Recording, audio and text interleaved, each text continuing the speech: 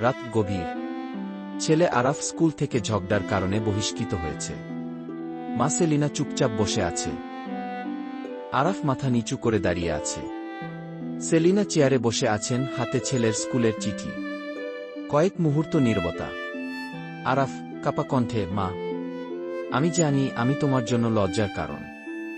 সেলিনা নীরবে তাকিয়ে, তারপর মৃদু হেসে, তুই কি জানিস আরাফ, মা যখন তোকে ভালোবাসে তখন তোর ভুলগুলো তার ভালোবাসা কমাতে পারে না।